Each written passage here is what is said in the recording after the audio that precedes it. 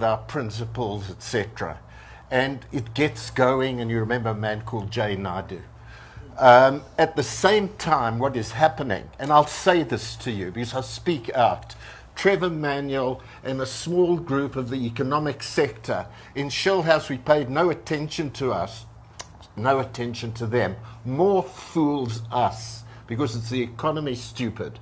But we were looking at political power, we were looking at campaigning, we were looking at the election. I was one of those. We didn't pay any attention to where the real engine is. And these were a small group with Tito and others going off to the IMF, Maria Ramos, and going off to America, getting that kind of training, the ear of Mbeki, the ear of Madiba, and Davos. So this particular strand gets going and has expression in gear, which snuffs out the RDP, obviously. And that's the Faustian Pact. And we're now on that trajectory. And remember what happens to Faust at the end of the pact with the devil. That sellout. He's condemned to hell. And this is what's happening.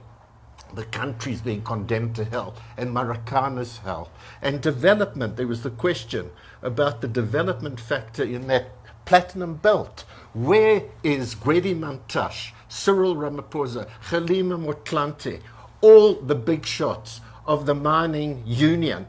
I mean, I feel bad having been at the helm of NEC and SACP, and I could kick myself. Where was I? Why wasn't I going to those mining settlements to see the absolute dreadful conditions that we were allowing our people to live under? Why didn't we do just a damn simple thing?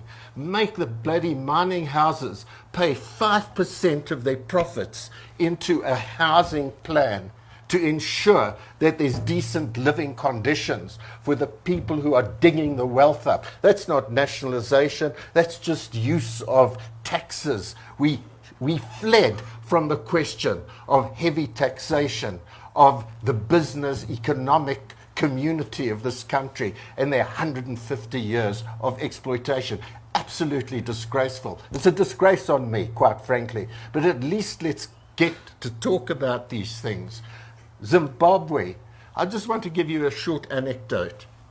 Gavin Raleigh and company from Anglo, they come out in 1985 and they meet Tambo and Mbeki, Apollo Jordan, and a small group from the ANC in one of the game parks in Zambia.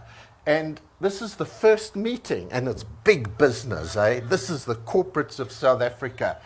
And they're sitting there with half a dozen of our guys, half a dozen of them. And it's clear the ANC are seeing that these guys, they're not that against the idea of a universal franchise and the idea of democracy in its particular sense, you know, voting once every 4 or 5 years. But the issue that Gavin really raises is, you know, Mr. Tambo, we can move on a number of things, but please, this issue that you guys go on about all the time, nationalization, the dreaded N word, nationalization, please, you can't come with that. If that's the ANC's line, we're not going to be interested.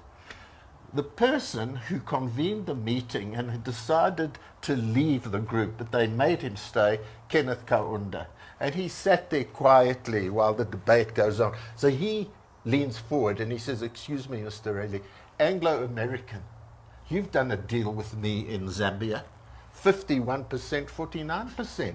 If you can do it in Zambia, no, leave out the problems that happen in Zambia, because that's where you've got bureaucracy in charge, state bureaucracy, etc. Why can't you do it in South Africa?" What happened to our ANC that they could face these guys then and talk nationalization? Faustian Pact. That's the bloody sellout. That's why we're in this dilemma now.